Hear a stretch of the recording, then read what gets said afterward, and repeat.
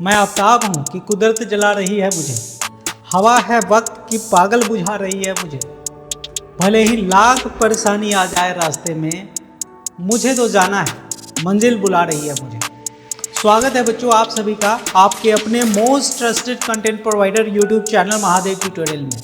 बच्चों अगर आप सीबीएसई बोर्ड एग्जाम्स की तैयारी कर रहे हैं और अच्छे रिजल्ट की उम्मीद करते हैं, then don't miss to like and subscribe this channel, because यहाँ से वो सारे कंटेंट आपको मिलने वाले हैं जो आपके रिजल्ट को इन्हांस करने के लिए आवश्यक है। तो चलिए बच्चों आज हम लोग स्टार्ट करते हैं और बात करते हैं आज रिप्रोडक्शन का।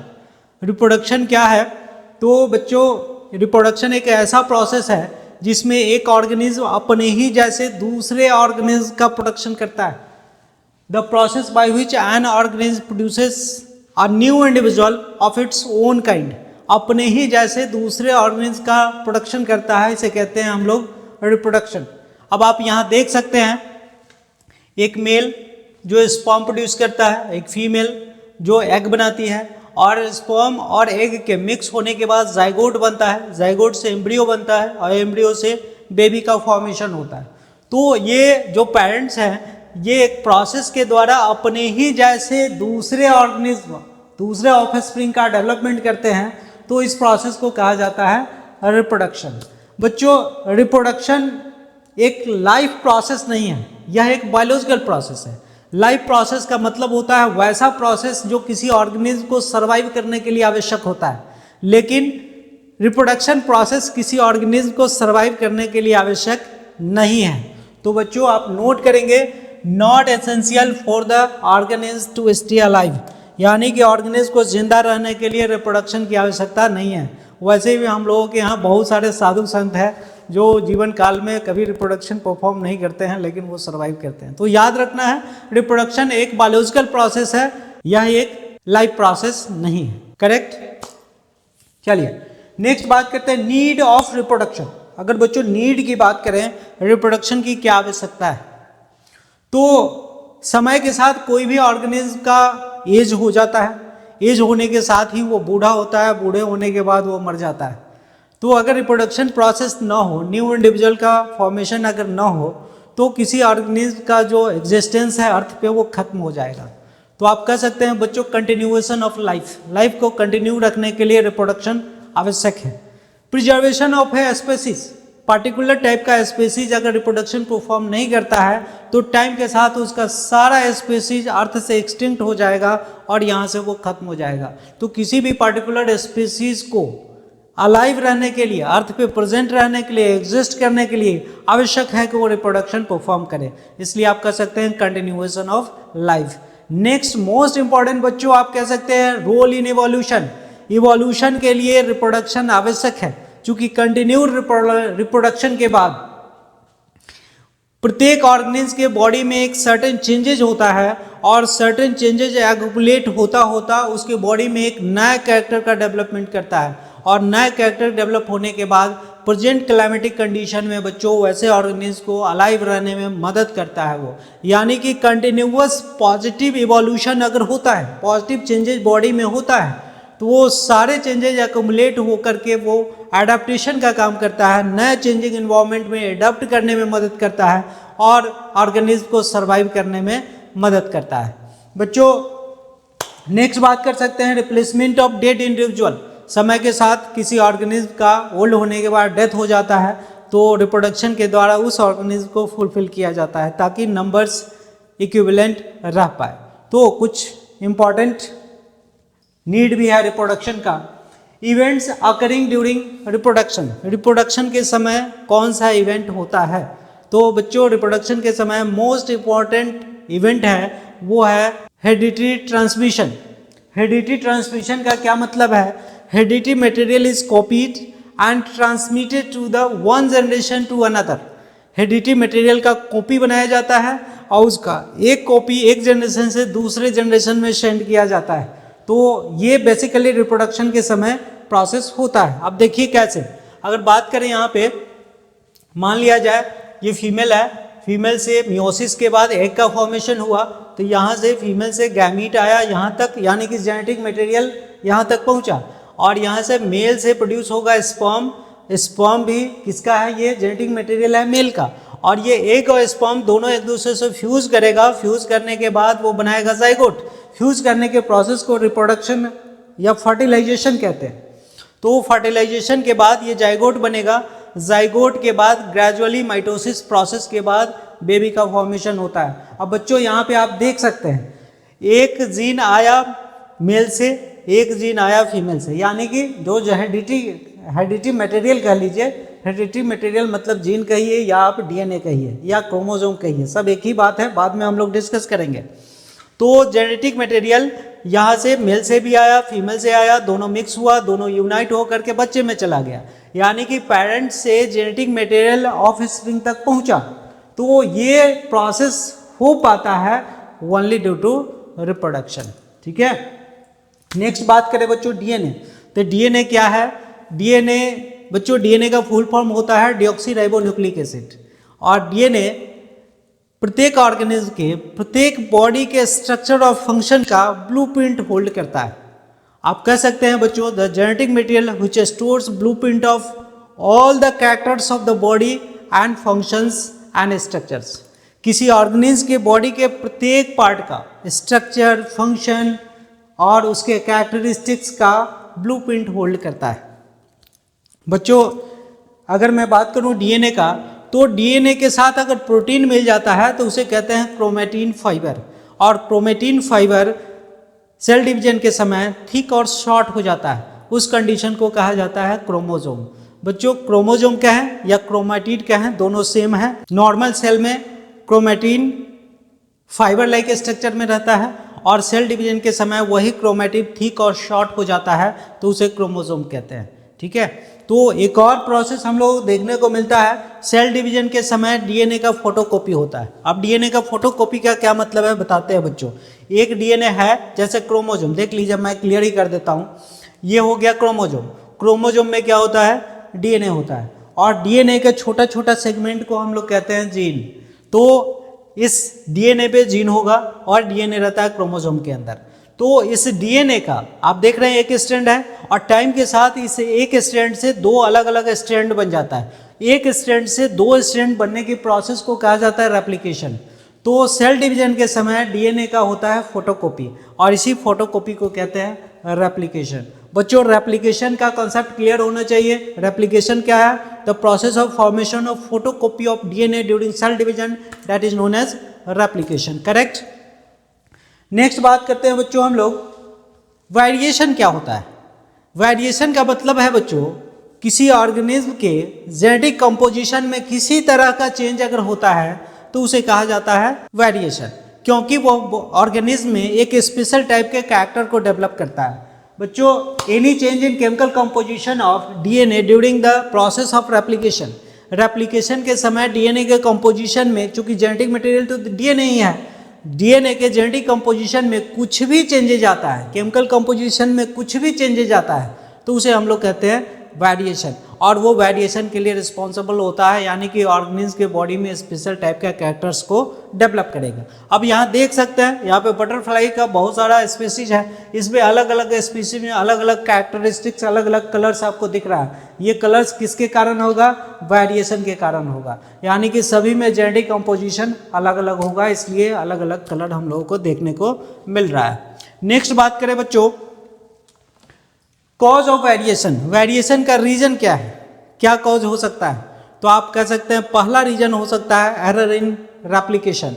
जिस समय डीएनए का फोटोकॉपी हो रहा होता है, एक डीएनए स्ट्रैंड से दो अलग अलग डीएनए स्ट्रैंड बन रहा होता है, उस समय किसी तरह का एरर अगर आ जाता है तो जेनेटिक कंपोजिशन चेंज हो जाता है और हम लोगों को वेरिएशन देखने को मिलता है। दूसरा सबसे इंपॉर्टेंट बच्चों, गैमीट फॉर्मेशन के समय एक प्रोसेस होता है सेल डिवीजन का, जिसका नाम है मियोसिस, और मियोसिस में क्रोमोसोम का नंबर हाफ होता है। इसी मियोसिस के समय एक घटना होता है जिसका नाम है क्रॉसिंग ओवर, एक स्टेज है जिसका नाम है क्रॉसिंग ओवर।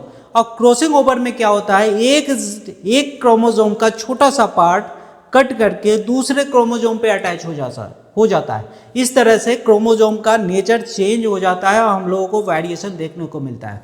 अब क्रॉसिंग ओवर को समझे तो आप देख सकते हैं, जैसे यहाँ पे आप देख रहे हैं एक रेड वाला क्रोमोसोम है, एक ब्लू वाला है। अब दोनों में इस तरह से चेंजेज होता है कि ब्लू वाले पे रेड वाले का छोटा सा सेक्शन आप देख रहे हैं अटैच हो गया, और यहाँ पे रेड वाले पे ब्लू वाले का छोटा सा सेक्शन अटैच हो गया। इस तरह से आप बच्चों समझ सकते हैं इस क्रोमोसोम का कैरेक्टर थोड़ा सा इस क्रोमोसोम में आ गया, इस क्रोमोसोम का कैरेक्टर थोड़ा सा दूसरे क्रोमोसोम में आ गया। अब यहाँ पे सेल डिवीजन होगा तो एक जाएगा दूसरे गैमीट में, एक जाएगा दूसरे गैमीट में। अब यहाँ इसके बाद अगर फर्टिलाइजेशन होता है तो इस वाले गैमीट में ये ब्लू वाले का भी कैरेक्टरिस्टिक्स होगा और रेड वाले का भी कैरेक्टरिस्टिक्स होगा। इस तरह से कैरेक्टरिस्टिक्स का मिक्सिंग हो जाता है और न्यू इंडिविजुअल में हम लोगों को नए तरह के कैरेक्टर्स देखने को मिलता है। इसीलिए आप देख सकते हैं, आप समझ सकते हैं ह्यूमन बींग्स में कंटिन्यूअस इवोल्यूशन हो रहा है। ह्यूमन बींग्स के बॉडी का स्ट्रक्चर हो, बॉडी का शेप हो, कलर हो, कंटिन्यूअस इनहेंस हो सकता है, हो रहा है। अगर आप पिछले 2-3 जनरेशन को देखें तब अपने आप आपको समझ आएगा, जो पिछले कुछ जनरेशन पहले उतना खूबसूरत लोग नहीं होते थे, लेकिन आजकल आप देखेंगे सभी खूबसूरत लोग होते हैं। रीज़न क्या है?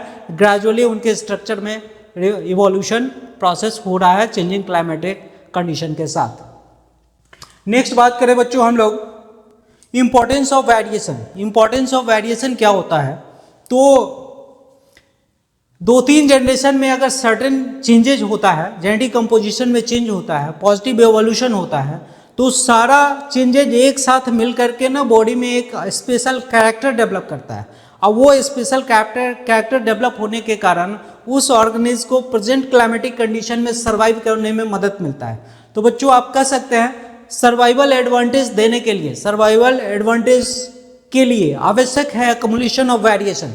कंटिन्यूअस वेरिएशन अगर होता है तो ऑर्गेनिज्म को प्रेजेंट चेंजिंग क्लाइमेटिक कंडीशन में सर्वाइव करने में मदद मिलता है। ऐसे भी आप कह सकते हैं बेटर एडेप्टेशन के लिए भी आवश्यक है कंटिन्यूएशन ऑफ इवोल्यूशन। तो एक्युमुलेशन ऑफ इवोल्यूशन से बेटर एडेप्टेशन ऑर्गेनिज्म का देखने को हम लोग मिलता है। नेक्स्ट बात करें बच्चों हम लोग टाइप्स ऑफ रिप्रोडक्शन। तो रिप्रोडक्शन का 2 टाइप हम लोग समझ सकते हैं, एक एसेक्सुअल रिप्रोडक्शन होता है, दूसरा सेक्सुअल रिप्रोडक्शन होता है। अब बात करें सेक्सुअल रिप्रोडक्शन में क्या होगा बच्चों, यहाँ पे 2 पेरेंट्स का इन्वॉल्वमेंट होगा। आप देख रहे हैं मेल के द्वारा स्पर्म बनाया जाता है, फीमेल के द्वारा एग बनाया जाता है। अब स्पर्म और एग दोनों यूनाइट होगा, यूनाइट होने के प्रोसेस को कहते हैं फर्टिलाइजेशन। और यूनाइट होने के बाद जब एक साथ आ जाता है तो उसे कहते हैं जाइगोट, और जाइगोट में फर्दर डिवीजन होगा, एम्ब्रियो बनेगा, एम्ब्रियो का डेवलपमेंट होगा, फिर बेबी का फॉर्मेशन होगा। तो बच्चों आप देख सकते हैं सेक्सुअल रिप्रोडक्शन में क्या हो रहा है, गैमीट का भी फॉर्मेशन हो रहा है, 2 पेरेंट्स की आवश्यकता है और बेबी का फॉर्मेशन हो रहा है। ठीक है, तो सेक्सुअल रिप्रोडक्शन के लिए कंडीशन है 2 पेरेंट्स का होना और उसमें गैमीट का फॉर्मेशन होना। अगर ए सेक्सुअल रिप्रोडक्शन की बात करें तो यहाँ पे आप देख सकते हैं एक सेक्सुअल रिप्रोडक्शन में एक एग्जांपल मैंने लिया है ईस्ट का। तो ईस्ट के एक ही पेरेंट से नया इंडिविजुअल का डेवलपमेंट हो जाता है। कैसे? आप देखिए एक सेल है, इसके बॉडी से आउटग्रोथ निकलेगा, आउटग्रोथ निकलने के बाद कंटिन्यूअस ये डिटैच होगा और अलग अलग ऑर्गेनिज्म का फॉर्मेशन हो जाएगा। एक्चुअली इसमें होता क्या होगा तो एक मदर सेल ये 2 मदर सेल में डिवाइड हो जाता है माइटोसिस के द्वारा। इस तरह से 2 नए ऑर्गेनिज्म का फॉर्मेशन हो जाता है। तो बच्चों ए सेक्सुअल रिप्रोडक्शन वैसा प्रोसेस है जिसमें नए इंडिविजुअल का फॉर्मेशन तो होता है लेकिन उसमें एक ही पेरेंट की आवश्यकता है और किसी तरह का गैमीट का फॉर्मेशन इसमें नहीं होता है। ठीक है, अगर मैं बात करूं एसेक्सुअल रिप्रोडक्शन तो आप कह सकते हैं production of offspring by a single parent without the formation of gamete. एक ही पेरेंट के द्वारा नया ऑफस्प्रिंग का डेवलपमेंट किया जाता है लेकिन किसी तरह का कोई गैमीट का फॉर्मेशन नहीं होता है। Only somatic cells are involve. Somatic cells का मतलब है बॉडी के किसी भी सेल से नए ऑर्गेनिज्म का प्रोडक्शन किया जा सकता है। ठीक है, इसके बाद बात करें also known as somatogenic reproduction. चूंकि सोमैटिक सेल्स इस्तेमाल होता है, बॉडी का कोई भी सेल्स इस्तेमाल होता है, इसलिए इसको सोमैटोजेनिक रिप्रोडक्शन भी कहते हैं। बच्चों नेक्स्ट बात करें offsprings are identical to the parents. अब ये सेक्सुअल रिप्रोडक्शन चूंकि एक ही पेरेंट से डेवलप होता है तो किसी तरह का क्रोमोसोम का मिक्सिंग तो होता नहीं है। हम लोग देखे थे पिछली बार जब गैमीट का फॉर्मेशन होता है उस समय एक प्रोसेस होता है जिसका नाम है क्रॉसिंग ओवर। तो जब एक ही पेरेंट होगा तो उसमें गैमीट का फॉर्मेशन होगा नहीं।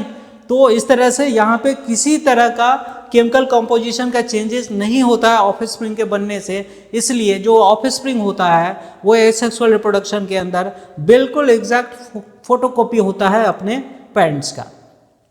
बच्चों नेक्स्ट मोस्ट इंपॉर्टेंट, ये सबसे रैपिड मोड ऑफ रिप्रोडक्शन माना जाता है। ये sexual reproduction rapid mode of reproduction होता है, काफ़ी तेजी से ऑफस्प्रिंग का डेवलपमेंट होता है। ठीक है, चलिए नेक्स्ट बात करते हैं हम लोग टाइप्स ऑफ एसेक्सुअल रिप्रोडक्शन। बच्चों टाइप्स ऑफ एसेक्सुअल रिप्रोडक्शन में सबसे पहले बात करेंगे हम लोग फिशन। फिशन की बात करें तो इसमें जो ऑर्गेनिज्म होता है उसका whole body as a reproductive unit इस्तेमाल होता है, पूरा का पूरा body as a reproductive unit इस्तेमाल होता है। बच्चों इसमें सबसे पहले हम लोगों को देखने को मिलता है कैरियोकाइनेसिस। कैरियोकाइनेसिस मतलब डिवीजन ऑफ न्यूक्लियस, और इसके बाद एक प्रोसेस होता है जिसका नाम है साइटोकाइनेसिस। साइटोकाइनेसिस का मतलब है डिवीजन ऑफ साइटोप्लाज्म। तो एसेक्सुअल रिप्रोडक्शन में खास करके फ्यूजन में हम लोगों को देखने को मिलता है first karyokinesis followed by cytokinesis. इस तरह से दो इक्वल साइज डॉटर सेल्स का फॉर्मेशन होता है और इस प्रोसेस को हम लोग कहते हैं, दो या दो से ज़्यादा भी हो सकता है, इस प्रोसेस को कहते हैं फ्यूजन। यानी कि फ्यूजन में एक सेल से दो या दो से ज़्यादा सेल का इक्वल साइज सेल का फॉर्मेशन होगा, और इस फॉर्मेशन में दो प्रोसेस याद रखना है बच्चों, फिर से रिमाइंड कर रहा हूँ। पहले कैरियोकाइनेसिस मतलब डिवीजन ऑफ न्यूक्लियस, फिर उसके बाद डिवीजन ऑफ साइटोप्लाज्म यानी कि साइटोकाइनेसिस। चलिए अब यहाँ पे एग्जाम्पल हम लोग देख ले बच्चों, ये मेरा पैरामीशियम है। अच्छा चलिए ये बात कर लेते हैं पहले। फ्यूजन दो कैटेगरी का हो सकता है, एक बाइनरी फ्यूजन होगा, दूसरा मल्टीपल फ्यूजन होगा। बाइनरी फ्यूजन कहने से पता चल रहा है एक ऑर्गेनिज्म अपने दो डॉटर सेल का प्रोडक्शन करेगा, एक ऑर्गेनिज्म से दो डॉटर सेल का प्रोडक्शन होगा तो इसे कहेंगे हम लोग बाइनरी फ्यूजन। और मल्टीपल फ्यूजन में होता है एक पेरेंट्स मल्टीपल ऑफस्प्रिंग का प्रोडक्शन करता है और इसे कहा जाता है मल्टीपल फ्यूजन। बच्चों बाइनरी फ्यूजन हम लोगों को देखने को मिलेगा अमीबा में, पैरामीशियम में, यूग्लिना में, और मल्टीपल फ्यूजन हम लोगों को देखने को मिलता है प्लाज्मोडियम में। प्लाज्मोडियम वाइवेक्स जो जानते होंगे मलेरिया के लिए रिस्पॉन्सिबल होता है, मलेरियल पैरासाइट है वो। ठीक है, अगर यहाँ पे एग्जांपल हम लोग बात करें बच्चों तो ये डायग्राम जो आपको दिख रहा है ये है पैरामीशियम का। पैरामीशियम के एक सेल से दो सेल का फॉर्मेशन होता है, यानी कि ये पेरेंट सेल हो गया और इसको डॉटर सेल कहेंगे। इक्वल साइज डॉटर सेल का फॉर्मेशन होता है और इससे जो बीच से कट जाता है। बच्चों इसमें बाइनरी फ्यूजन तो होता है, लेकिन किस टाइप का बाइनरी फ्यूजन होता है अगर पूछा जाए तो याद रखना है इसमें ट्रांसवर्स बाइनरी फ्यूजन होता है। ये बीच से इस तरह से कटता है, इसको कहते हैं हम लोग ट्रांसवर्स बाइनरी फ्यूजन। यहाँ पे अगर अमीबा में बात करें तो अमीबा में आपको देखने को मिल रहा है एक सेल है, एक सेल में सबसे पहले जैसा कि मैंने आपको बताया कैरियोकाइनेसिस होगा, इसके बाद साइटोकाइनेसिस होगा। तो कैरियोकाइनेसिस में न्यूक्लियस का डिवीजन होता है, दो न्यूक्लियस का फॉर्मेशन हुआ, दो न्यूक्लियस फॉर्मेशन के बाद ये सेल्स अलग अलग हो जाता है और इसे डॉटर सेल्स कहते हैं। यूग्लिना में आप देख सकते हैं एग्जैक्ट क्या हो रहा है, तो एक सेल से दो सेल का फॉर्मेशन हो जाता है। अब यहाँ पे याद रखना है यूग्लिना में अगर आपसे पूछा जाता है बाइनरी फ्यूजन होता है, लेकिन किस टाइप का बाइनरी फ्यूजन होता है, तो बच्चों ये बाइनरी फ्यूजन इसमें लॉन्गिट्यूडनल होता है। आप देख सकते हैं ये वर्टिकली कट रहा है, इसलिए इसको लॉन्गिट्यूडनल कहेंगे। ये एग्जाम्पल जो आपको दिख रहा है बच्चों ये है मल्टीपल फ्यूजन। मल्टीपल फ्यूजन का मतलब है जैसे ही एडवर्स कंडीशन आता है ऑर्गेनिज्म अपने बॉडी के ऊपर एक सिस्ट बना लेता है और इनएक्टिव स्टेट में चला जाता है। सिस्ट होने के कारण इनएक्टिव स्टेट में वो ऑर्गेनिज्म करे तो क्या करें, तो वो अपने न्यूक्लियस का डिवीजन स्टार्ट करता है। तो इस तरह से आप देखेंगे सिस्ट के अंदर ही बहुत सारे न्यूक्लियस का फॉर्मेशन हो जाता है, और जैसे ही सूटेबल कंडीशन आता है, जैसे ही फेवरेबल कंडीशन आता है, तो ये प्रत्येक न्यूक्लियस थोड़ा थोड़ा साइटोप्लाज्म लेकर के न्यू सेल का फॉर्मेशन करता है, और इस तरह से सेल का सिस्ट ब्रेक होता है और सारा ऑर्गेनिज्म सेल से बाहर आ जाता है। यानी कि एक सेल से बहुत सारे सेल्स का फॉर्मेशन होता है, इसे कहते हैं मल्टीपल फ्यूजन। करेक्ट। चलिए नेक्स्ट बात करते हैं। जैसा कि मैं आपको बताया मल्टीपल फ्यूजन का एग्जाम्पल याद रखना है बच्चों, पैरामीशियम होगा। नेक्स्ट बात करें हम लोग फ्रैगमेंटेशन।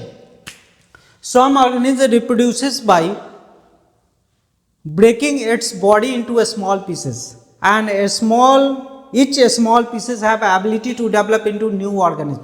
कुछ ऑर्गेनिज्म अपना रिप्रोडक्शन अपने बॉडी के प्रत्येक छोटे छोटे पार्ट में ब्रेक करके करता है और उसके प्रत्येक छोटे पार्ट में ये एबिलिटी होता है जो न्यू ऑर्गेनिज्म को वो डेवलप करते हैं।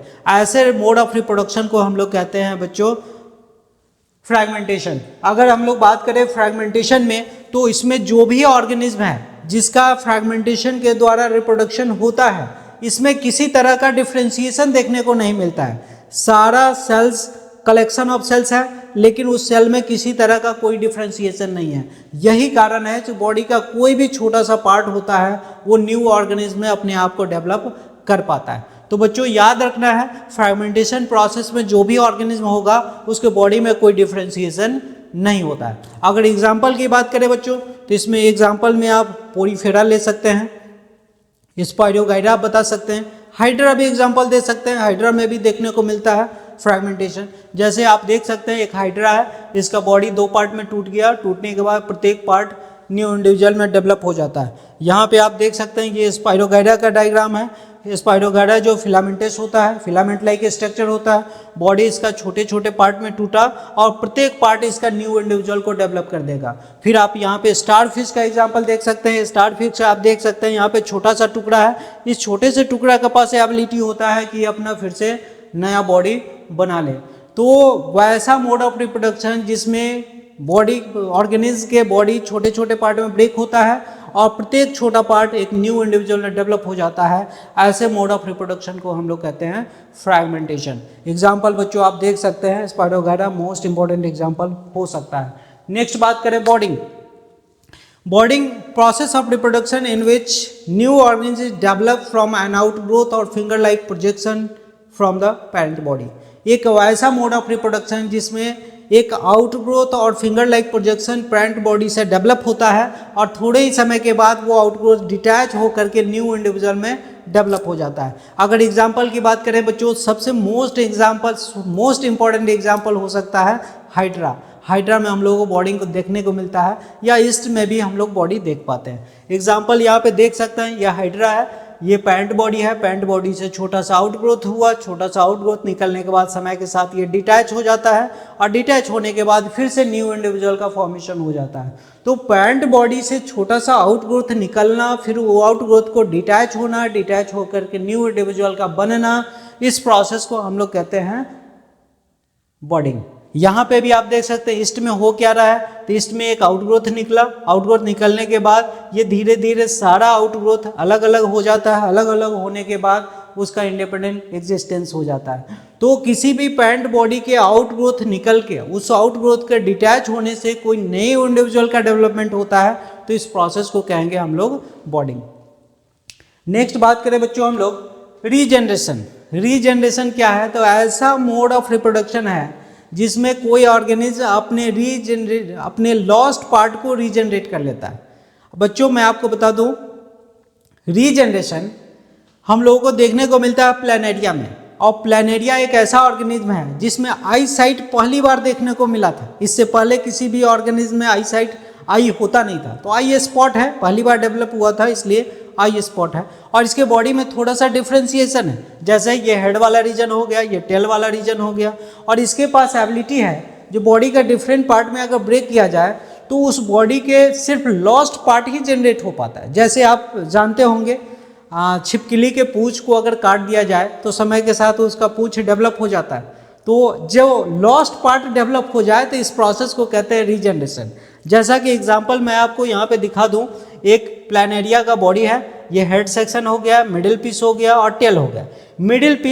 मिडिल पीस ही रहता है, ये अपना हेड बनाता है, टेल बनाता है, न्यू ऑर्गेनिज्म में डेवलप हो जाता है। अगर हेड की बात करें तो हेड वही रहता है पुराना वाला, ये अपना बॉडी डेवलप करेगा और टेल डेवलप करेगा, न्यू ऑर्गेनिज्म में डेवलप हो जाएगा। और टेल की बात करें तो टेल भी टेल ही रहेगा, और जो लॉस्ट पार्ट है सिर्फ लॉस्ट पार्ट डेवलप होगा, हेड और मिडिल पीस का फॉर्मेशन होगा और फिर से न्यू इंडिविजुअल का डेवलपमेंट हो जाता है। बच्चों वैसा मोड ऑफ रिप्रोडक्शन जिसमें ऑर्गेनिज्म अपने लॉस्ट पार्ट को डेवलप करता है, इस प्रोसेस को कहते हैं हम लोग रीजनरेशन। तो बच्चों रीजनरेशन और फ्रैगमेंटेशन दोनों में बहुत ही माइनर डिफरेंस है। आपको याद रखना है, फ्रैगमेंटेशन जिस किसी ऑर्गेनिज्म में होता है उसके बॉडी में डिफ्रेंशिएशन देखने को नहीं मिलता है, लेकिन यहाँ पे थोड़ा सा डिफ्रेंशिएशन हम लोगों को दिख रहा है, ये हेड रीजन हो जाता है, ये टेल रीजन हो जाता है। फ्रैगमेंटेशन में बॉडी का कोई भी पार्ट न्यू इंडिविजुअल में डेवलप हो जाएगा, लेकिन रीजनरेशन में सिर्फ लॉस्ट पार्ट ही डेवलप होता है टाइम के साथ। ठीक है बच्चों, आज का लेक्चर हम लोग समाप्त करते हैं। नेक्स्ट हम लोग स्टार्ट करेंगे स्पोर फॉर्मेशन। और बच्चों मैं आपको कहना चाहूँगा, अगर आप वीडियो देख रहे हैं और वीडियो आपको पसंद आ रही है तो निश्चित रूप से लाइक और सब्सक्राइब करें और अपने दोस्तों के बीच शेयर भी किया करें। Thank you for watching.